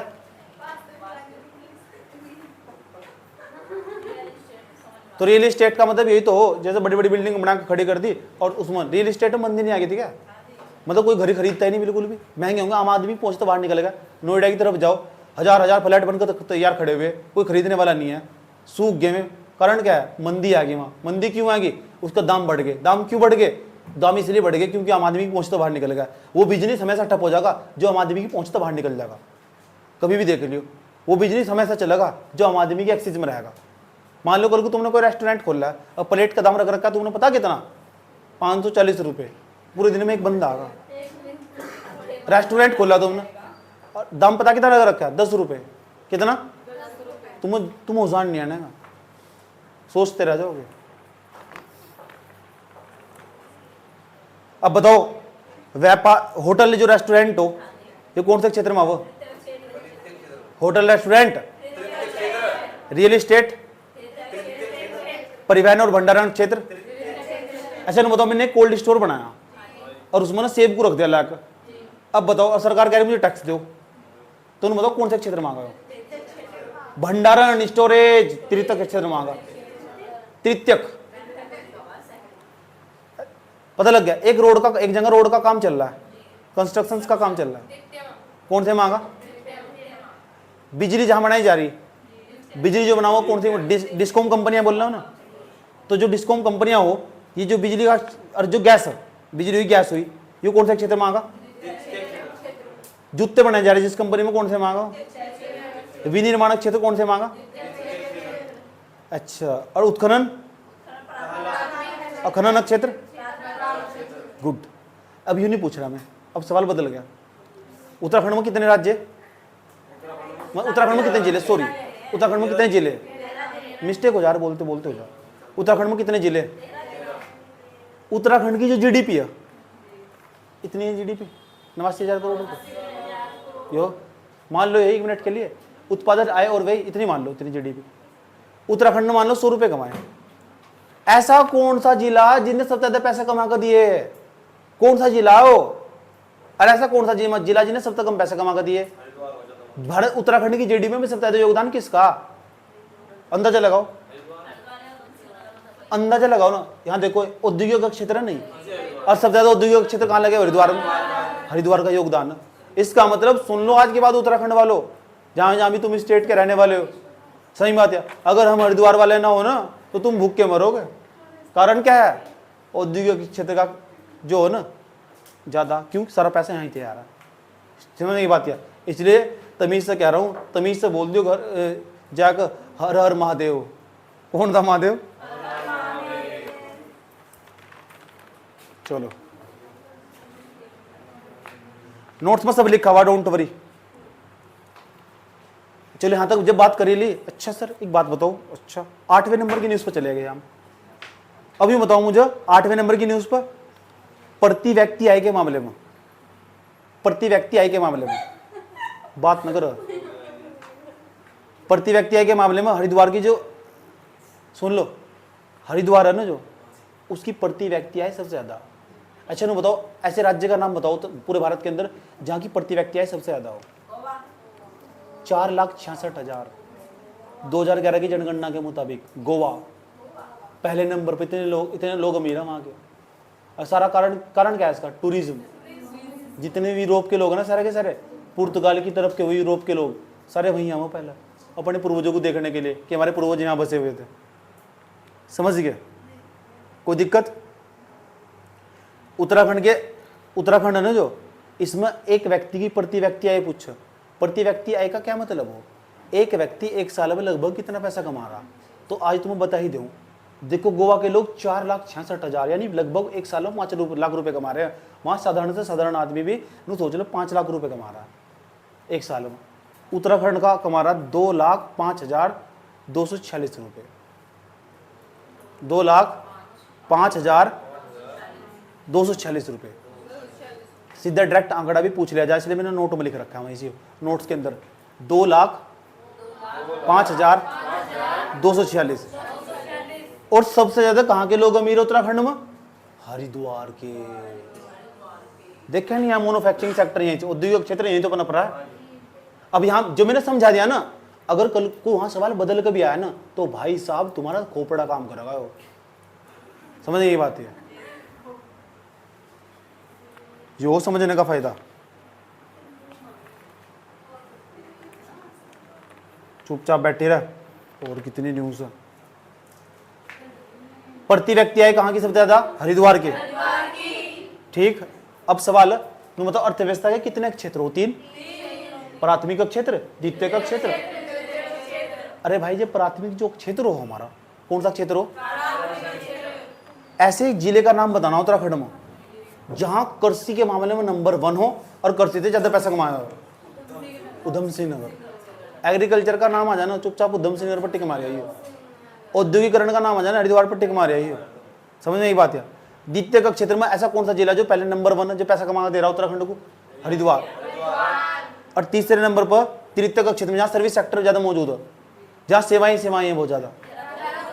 अंदाजा लगा लिया तुमने खुद ही, क्योंकि तुम्हारा दिमाग काम कर गया, क्योंकि तुमने समझ लिया प्राथमिक द्वितीयक तृतीयक क्षेत्र क्या हो। फिर तुमने मोटे मोटे तौर पर आइडिया लगा लिया। अच्छा, हाईली एक्सपर्ट तो फोन सब ये मोबाइल टावर ये सब देहरादून में ही होंगे, राजधानी में। ऐसा करके दिमाग काम करो। समझ आई बात है बेसिकली।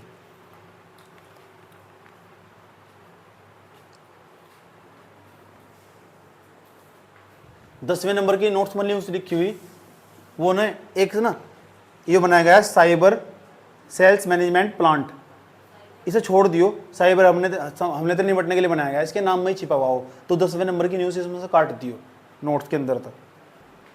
उत्तराखंड के जो मुख्यमंत्री है, 12वें नंबर की न्यूज़ बोल रहा हूँ मैं अपने नोट्स के हिसाब से, जो मैंने नोट्स बना रखा, सही बात है। उत्तराखंड के जो मुख्यमंत्री है ना, 8 मई 2024 को, पुरानी घटना नहीं है, ताजी ताजी घटना, इस टाइम पे इसके आसपास ही पेपर बनने होंगे तुम्हारे, समझ गए। तो 8 मई 2024 को पिरुल लाओ पैसे पाओ अभियान चलाया है। कारण पता क्या है, जो चीड़ हो ना, उनके जो पत्ते हो, पिरुल लाओ, पिरुल चीड़ के जो पत्ते हो उनते ही तो आग लग जा, पत्थर आपस में टकराया, उन पत्ते फूक जाएगी, आग लग जाएगी।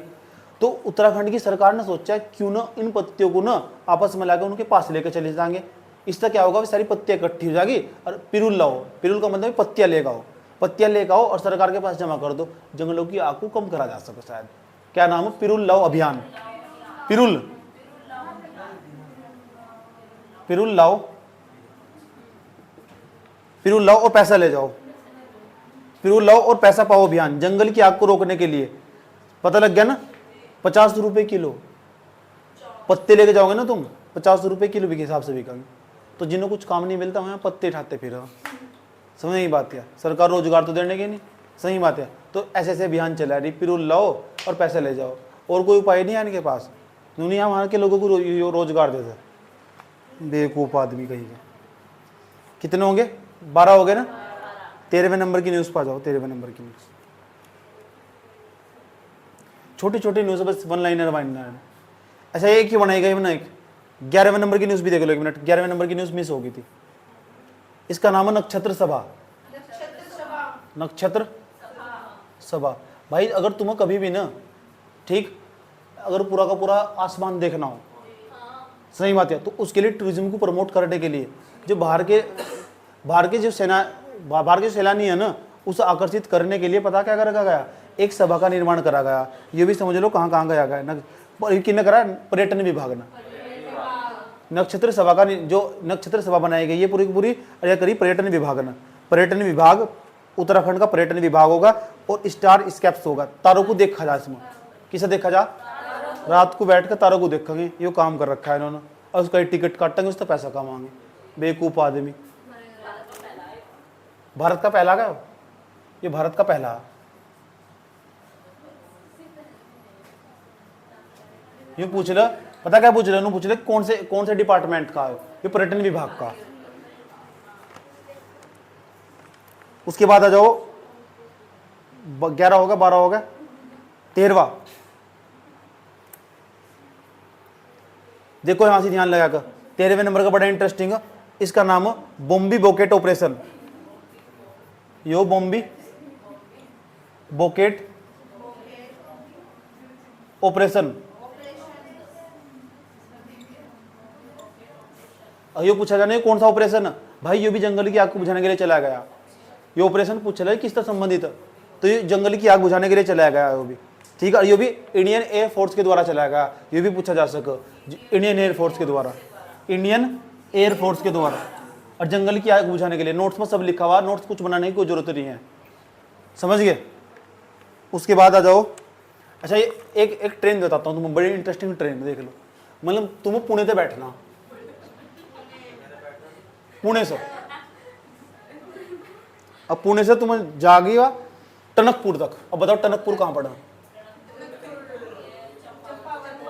नु पूछ लिया। हाल ही मैंने ट्रेन है ना, वो लॉन्च करी गई है, वह कहाँ से कहाँ तक जाएगी, कौन से रूट पर दौड़ेगी, पुणे से टनकपुर दौड़ेगी। और टनकपुर बताओ कहाँ पड़ा, टनकपुर में टनकपुर परियोजना नहीं है क्या, विद्युत परियोजना।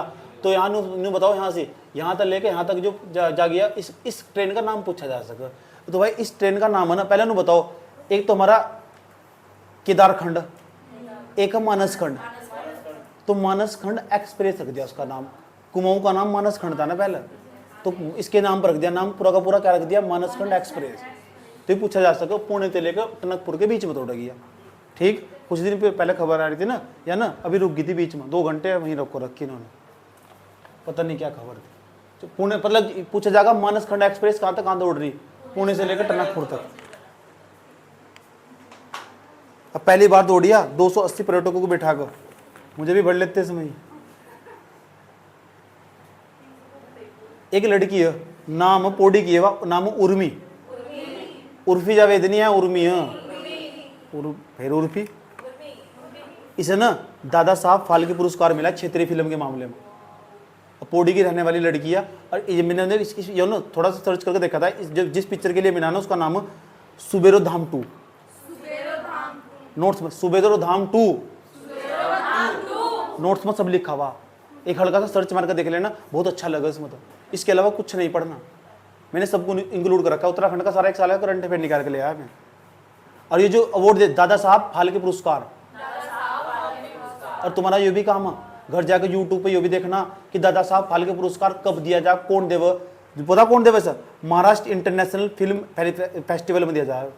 महाराष्ट्र इंटरनेशनल फिल्म फेस्टिवल किसे मिला है? उर्मी को। उर्मी कहाँ के रहने वाली? पौड़ी गढ़वाल की रहने वाली। जिस फिल्म के लिए उसका नाम क्या है? सुबेरो धाम 2। अच्छा एक इंटरेस्टिंग बात और, अच्छा बताओ लिथियम आयन बैटरी जानो तुम क्या हो? ये जितनी बैटरी बनाई जा रही सारी की सारी हैं, जितने भी इलेक्ट्रिक व्हीकल चल रहे हैं, इसमें लिथियम आयन बैटरी यूज हो रही है। और लिथियम आयन जो बैटरी हो उसके जो उपकरण हो ना, ताकि उसका अगर वह बैटरी खराब होगी तो फिर कहाँ जाएगी वह किसी लायक नहीं है। इसके लिए सितारगंज में एक प्लांट तैयार करा गया। इसीलिए न्यूज़ बड़ी जो काम की लगी है, समझ में आई बात है, ये न्यूज़ बड़ी काम की लगी। सितारगंज के अंदर लिथियम आयन बैटरी अपशिष्ट के लिए पुनर्चक्रण के लिए उधम सिंह नगर में, याद रखनी बात है। कहाँ से? सितारगंज। सितारगंज कहाँ पड़ा? उधम सिंह नगर में। पता लग गया ना, सितारगंज में जेल है बहुत बड़ी। उसके बाद 18 होगी ना, 18वीं न्यूज़ थी, 17वीं न्यूज़ देख लो, 17वीं न्यूज़। मैं 18वीं पहले पढ़ दी, 17वीं न्यूज़ देख लो। सार्वजनिक संपत्ति। अच्छा एक बात बताओ, कर एक हमारे यहाँ ना, मान लो कल को पता लग रहा है, कल को तुम आंदोलन कर दो और सरकार की बसें जला दो ठाकर जाकर। सरकार ने इसके लिए कानून बना दिया, उत्तराखंड की सरकार ने। हाँ, और कानून जब बनाया जब विधानसभा नहीं आती, विधानसभा भंग हो रखी थी। और जब विधानसभा भंग हो रखी, सवाल पता क्या पूछेगा? सवाल पूछेगा जब विधानसभा नहीं चल रही हो फिर कैसा कानून बना दिया? फिर अध्यादेश लाकर कानून बनाया। जिस तरह केंद्र सरकार के यहाँ लोकसभा राज्यसभा नहीं चलती, वे कानून बनाया अध्यादेश लाकर अनुच्छेद 123 के तहत। तो राज्यपाल के पास पावर पता क्या है? अनुच्छेद 213 के तहत ना वो ना कानून बना दो। समझ नहीं बात? या अध्यादेश लाकर कानून बन जा। तो मैंने यहाँ इसमें नोट्स में लिख रखा है, नू पूछ सका राज्यपाल के पास जो शक्ति हो, जब विधानसभा नहीं चल रही तो फिर कानून कैसे बन गया? अनुच्छेद 213 के तहत राज्यपाल को पावर दे रखी। जैसे केंद्र में राष्ट्रपति को पावर दे रखी है अनुच्छेद 123 के तहत। ठीक है, जब लोकसभा का सत्र नहीं चल रहा हो और राज्यसभा का सत्र नहीं चल रहा हो तो कानून बनाया जा सके, अनुच्छेद 123 के तहत दे रखी। ऐसे राज्य में दे रखी, समझ गए? एक सवाल और पूछा जा सको तुम, उत्तराखंड राज्य की पहली सेवा नीति हरी झंडी सेवा नीति सर्विस सेक्टर तो 11 मई 2024, 11 मार्च 2024। तब जो मुझे डेट लगी मैंने लिख दी, बार बार पढ़ना, 2-3 बार पढ़ लिया ना काम हो जाएगा तुम्हारा, 1 साल का आराम से उड़ जाएगा तुम्हारा नोट्स भी। उसके बाद आगे जाओ, गढ़वाल की 3 कलाकारों को पुरस्कार मिला, संगीत नाटक अकादमी पुरस्कार। और दिया किन? केंद्रीय संस्कृति पर्यटन मंत्रालय ने दिया, केंद्रीय संस्कृति पर्यटन मंत्रालय ने। तीनों का नाम मैंने नोट्स के नीचे अंदर लिख रखा है। पहले का नाम है डॉक्टर राकेश भट्ट, दूसरे का नाम है डॉक्टर संजय पांडे, और तीसरे का नाम है लता पांडे। कितने नाम बताए मैंने तुम्हें? पहले का नाम बताओ, डॉक्टर राकेश भट्ट, दूसरे का डॉक्टर संजय पांडे, तीसरे का लता पांडे। पुरस्कार का नाम है संगीत नाटक अकादमी पुरस्कार, संगीत नाटक अकादमी पुरस्कार। राज्य की पहली सेवा नीति हरी झंडी कब दी गई? अभी बताया थोड़ी देर पहले, 11 मार्च 2024। राज्यपाल के पास जो अध्यादेश की शक्ति है वो कौन से अनुच्छेद में? लिथियम आयन बैटरी के लिए प्लांट लगाया, कहाँ लगाया गया? श्रीनगर। कहाँ लगाया? सितारगंज में। अभी एक पौड़ी की लड़की, उसे दादा साहब फाल्के पुरस्कार मिला है क्षेत्रीय फिल्म में, उर्फी जावेदनी उर्मी। अब इंटरेस्टिंग सवाल आ गया, 3 कलाकारों के नाम बताए मैंने अभी। 3 कलाकारों का नाम पता क्या है? जिन्हें संगीत नाटक अकादमी पुरस्कार मिला है? राकेश भट्ट, डॉक्टर संजय पांडे, लता पांडे। ठीक, एक और देखो 21वें नंबर की जो न्यूज़ है, अभी उत्तराखंड के ना एक पूर्व राज्यपाल रहे और वे डिलीट हो गए, अजीज कुरैशी। याद रखना, बात नहीं पूछा, अभी कुछ दिन पहले कोई डिलीट हुए, डिलीट होने वाले समझ गए ना, स्वर्ग सिधार गए। 22वें नंबर पर, 22वें नंबर की जो न्यूज़ है ना, ये पूछा जा सके तुमसे, प्रधानमंत्री के नाम से 143 पीएम श्री स्कूल बनाए जाएंगे। 141, ये पूछा जा सकता कितने स्कूल बनाए जाएंगे? 141 पीएम श्री। बताओ मोदी जी कितने फैन है पीएम श्री? मेरी खाना भी नहीं रखा जूगा तू जब तक, ठीक है? इतने आलस न दिखाओ, तुम सिर्फ बैठ कर समझ रहे हैं, ठीक? और मुझे पढ़ाते पढ़ाते पता कितने घंटे बीत गए? सुबह तो 10 घंटे में पढ़ाने में जा रहे हैं मेरे, और तब भी मेरे अंदर जोश जुनून कम नहीं हो रहा, और तुम यहाँ बैठना भारी हो रहा है। इससे पता लगा तुम जिंदगी में आपको करोगे क्या, समझ गए? ये बता दो कितना एक्टिव बना है तुम्हारे अंदर, कभी मैंने जरिए सोच कर देखना। चलो आगे देखो, अभी सुन लो, जो पीएम 141 जो पीएम श्री स्कूल बनेंगे ना, इसमें न्यू एजुकेशन पॉलिसी के हिसाब से शिक्षा दी जाएगी, इतना ही बहुत इंपॉर्टेंट। 141 पीएम श्री स्कूल बनेंगे, पता लग चुका ना कितने बनेंगे?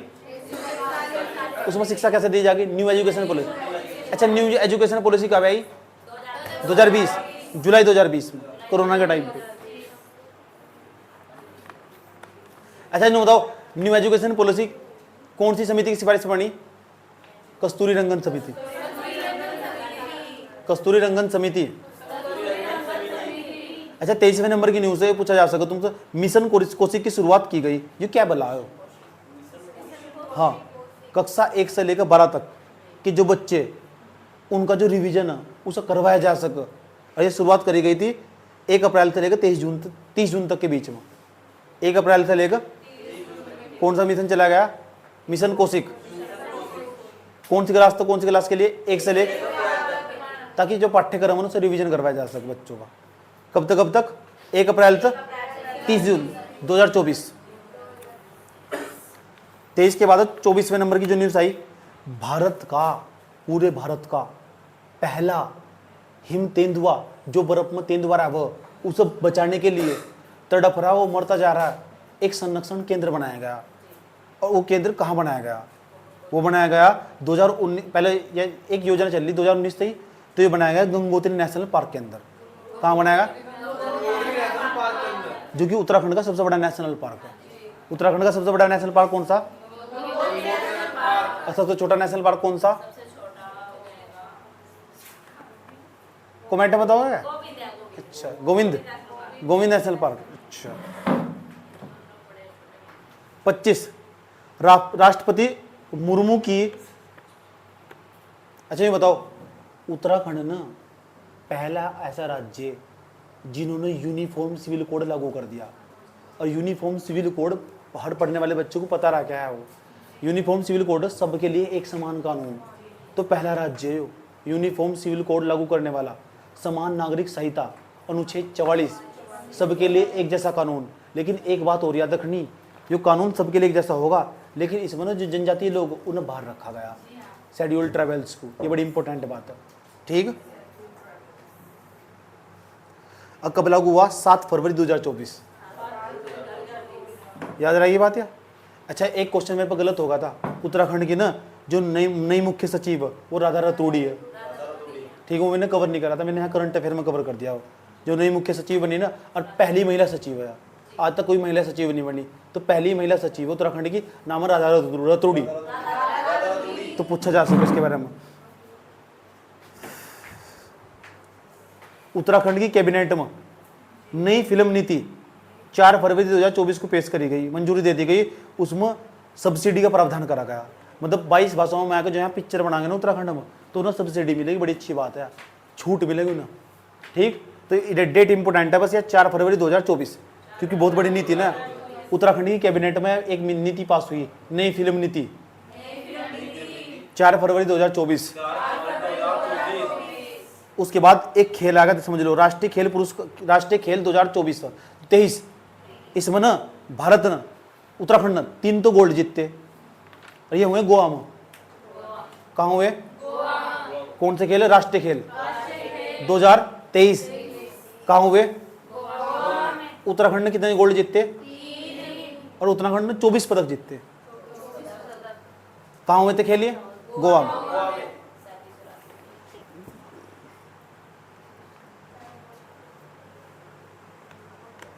एक बात बताओ, करे सबसे स्वच्छ नगर निगम कौन सा हो? इंदौर निगम। लेकिन अब उत्तराखंड का भी एक आधा देख लो कहीं आ रहा है? 68वें नंबर पर वो देहरादून, 68वें नंबर पर। भारतीय जो स्वच्छता सर्वेक्षण चल रहा, जो स्वच्छता सर्वेक्षण 2023 की रैंकिंग जारी करी गई, उसमें देहरादून को 68वें नंबर पर रखा गया। यह रैंकिंग पूछी जा सके, समझ गए? और इसमें पहले नंबर पर कौन है? इंदौर। 7वीं बार भी इंदौर पहले नंबर पर बना हुआ। मैंने इंदौर का ना, जब तुम्हें इन्वायरमेंट पढ़ाया था, इंदौर के बारे में पूरा वीडियो दिखाया था मैंने, तुम कितनी अच्छी व्यवस्था वहां क्यों बना हुआ पहले नंबर पर। सूरत देश का पहला सबसे स्वच्छ शहर है। स्वच्छ शहर, हाँ। अच्छा, स्वच्छ शहर होना अलग बात है और वहां की व्यवस्था होना अलग बात है। व्यवस्था इंदौर की अच्छी, साफ कौन? सूरत। कोई दिक्कत यहां तक? होगा खत्म बस। 31 न्यूज हमने कवर कर ली। कितनी न्यूज? बस 30 न्यूज हमने कवर कर ली। 30 तक की न्यूज रखो, समझ नहीं बात यार। बस थोड़ा सा कल का और काम, उत्तराखंड का खेल खत्म हो जाएगा। और फालतू का क्यों ड्रामा करना स्टार्ट करा? समझ में आई बात है? मतलब जो भी यार पूरे साल का पढ़ कर जाएंगे ना, उसका भी गलती होगा। मैं झूठ बोलने में फालतू, मैं ये कर आया वो कर आया, टाइम वेस्ट कर रहे हैं अपना फालतू का, और कुछ नहीं। बस इतना ही करना, फिर उसके बाद एक क्लास और लेंगे।